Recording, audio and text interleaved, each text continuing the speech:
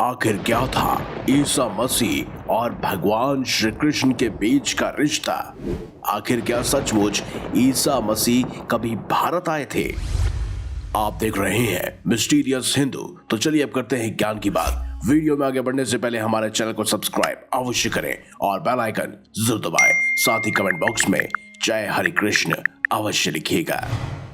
Christian के भगवान माने जाने वाले ईसा मसीह के बारे में कहा जाता है कि उनका जन्म बैथलेहम के इज़राइल के एक फिलिस्तीनी शहर में हुआ था। लेकिन क्या आप जानते हैं कि ईसा मसीह का एक गहरा संबंध भारत देश से भी रहा है? ईसा मसीह के भारत में आने को लेकर सनातन धर्म के एक मुख्य प्रमुख ग्रंथ भविष्य पुराण में जिक्र मिलता है। इसके अलावा कई सारे इतिहासकार भी इस विषय को सच मानते हैं। कई विदेशों विद्वानों ने भी ईसा मसीह के भारत आने के संबंध में लिखा हुआ है।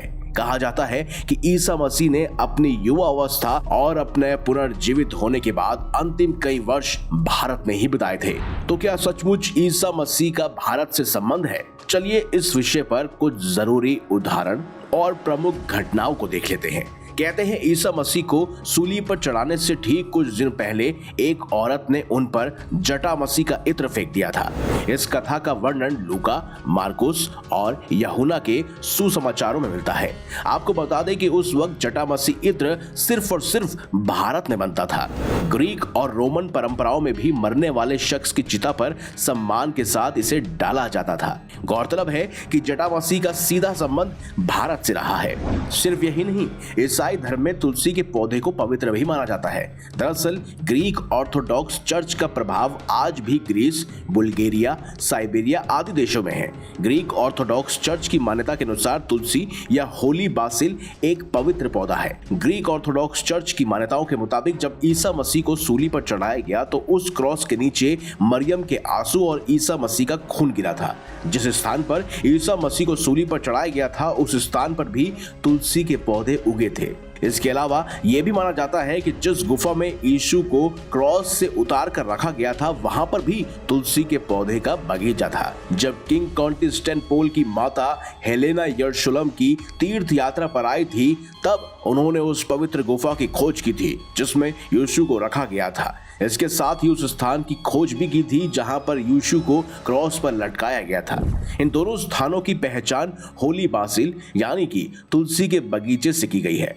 आज की ग्रीक ऑर्थोडॉक्स चर्च में तुलसी के पौधों से ही होली वाटर बनाया जाता है। होली बासिल या फिर तुलसी के पौधे से ही क्रॉस पर लगाने के लिए सुगंधित तेल भी बनाया जाता है। एक मान्यता के मुताबिक तुलसी के पौधे से ही ईसा की चिकित्सा की गई थी और वो फिर से स्वस्थ होकर ईस्टर के दिन प्रकट हुए थे। यूहन्ना के सुसमाचारों के मुताबिक गुफा में ही यीशु ने मरियम को दर्शन दिए थे और इसी के अनुसार मरियम मदर मैरी नहीं बल्कि ईसा की करीबी मैरी मदलिनी थी। ईसा मसीह का एक रिश्ता भगवान श्री कृष्ण से भी जुड़ जाता है। कहा जाता है कि त्रिदेवों की संकल्पना में जिस तरह ब्रह्मा, विष्णु और महेश है उसी तरह होली ट्रिनिटी की संकल्पना ईसाईयत में की गई है। जिस तरह त्रिदेव में दूसरे स्थान पर आसीन भगवान विष्णु के अवतार हैं उसी तरह ट्रिनिटी के सिद्धांत के अनुसार परमेश्वर के बाद दूसरे स्थान पर परमेश्वर के पुत्र यानी कि यीशु आते हैं। कुछ आधुनिक मान्यताओं के अनुसार गीता में भगवान श्री कृष्ण ने खुद को जगत और ब्रह्मांड का पिता कहा है और यीशु ने भी खुद को परमेश्वर का पुत्र कहा है। इस तरह देखा जाए तो श्री कृष्ण परमेश्वर हुए और यीशु उनके द्वारा भेजे गए उनके पुत्र। वहीं ग्रीक माइथोलॉजी में कृष्ण और यीशु दोनों शब्दों का अर्थ एक ही है। कृष्ण का ग्रीक समानार्थी शब्द क्रिस्टो होता है। इसका अर्थ दिव्य होता है। क्रिस्टो शब्द से ही क्राइस्ट निकला है। इसका अर्थ वही होता है जो कृष्ण का होता है। कहते हैं ईसा मसीह 13 साल की उम्र में भारत में आए थे। बाइबल के न्यू टेस्टामेंट में उनकी जिंदगी के 17 सालों का कोई ब्यौरा नहीं दिया गया है। उसी दौरान उन्होंने हिंदुस्तानी सभ्यता और धर्म का ज्ञान हासिल किया। इसी ज्ञान से प्रेरित होकर ईसा मसीह ने अपने भक्तों को उपदेश दिए थे।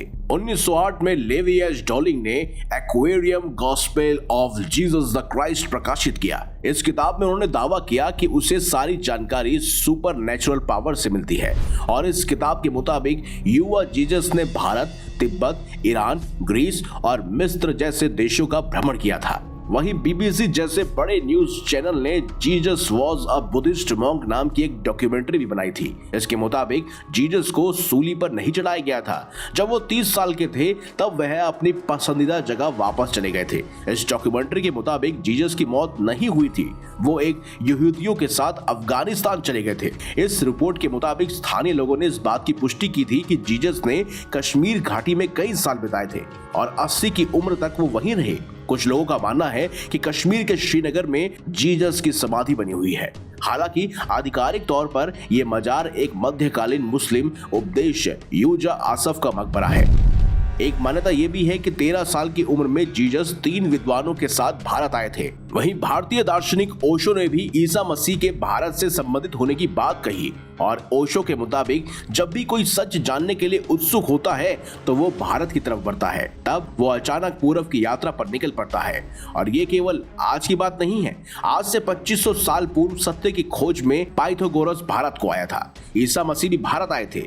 ईसा के 13 से 30 साल की उम्र के बीच का बाइबल में कोई उल्लेख नहीं है और यही उनकी लगभग पूरी जिंदगी थी। 33 साल की उम्र में तो उन्हें सूली पर चढ़ा दिया गया था। 13 से 30 तक यानी कि 17 सालों का हिसाब बाइबल से गायब है। इतने समय वो कहाँ रहे? आखिर बाइबल में उन सालों को क्यों नहीं रिकॉर्ड किया गया? उन्हें जानबूझकर छोड़ दिया गया ताकि यह साबित न हो सके कि ईसा मसीह जो कुछ भी कह रहे हैं उसे भारत से वो लेकर आए हैं। अब सवाल उठता है, क्या ईसा मसीह के काल में भारत में बौद्ध धर्म जीवित था? ये जानना बेहद जरूरी है कि ईसा जब भारत में आए तब बौद्ध धर्म जीवित था या नहीं। हालांकि उस वक्त बुद्ध की मृत्यु हो चुकी थी। गौतम बुद्ध के 500 साल बाद जीसस यहाँ आए थे, लेकिन इस काल तक बौद्ध धर्म एक विराट आंदोलन का रूप ले चुका था। माना जाता है कि अपने अंतिम वक्त में जीसस की मृत्यु भी भारत में ही हुई थी और ईसाई रिकॉर्ड्स इस तथ्य को नजरअंदाज करते हैं। 1992 में आई किताब जीसस द मैन में कहा गया कि जीसस सूली पर चढ़ाए जाने के बाद भी जिंदा बच गए थे और फिर उन्होंने मैरी मैडलेन से शादी भी की थी। फिफ्थ गॉस्पेल नाम की एक किताब में भी इस दावे का समर्थन किया गया है और ईसा मसीह 13 से 39 साल तक भारत में भ्रमण करते रहे। 19वीं और 20वीं शताब्दी में कई थ्योरी सामने आई जिसमें दावा किया गया कि जीसस 17 साल तक भारत के दौरे पर रहे। ऐसे में कहना गलत नहीं होगा कि ईसा मसीह का भारत से एक गहरा नाता था। फिर चाहे सनातन धर्म में पूजनीय तुलसी पौधे की बात हो या फिर भगवान श्री कृष्ण और बौद्ध धर्म की बात की जाए, कहीं ना कहीं इन सब का मेल आपस में जुड़ा हुआ है। और इसी के साथ मैं गर्व से भी कह सकता हूँ कि क्रिश्चियनिटी स्वयं सनातन धर्म से ही निकली है। आपका इस विषय में क्या मानना है कमेंट बॉक्स में मुझे अवश्य बताएं। अगर आपको वीडियो अच्छी लगी है तो लाइक करें, हमारे चैनल को सब्सक्राइब करें और ज्यादा से ज्यादा शेयर करें। तो मिलेंगे अगली बार एक नई खास वीडियो के साथ। तब तक देखते रहिए संपूर्ण ज्ञान का केंद्र बिंदु मिस्टीरियस हिंदू।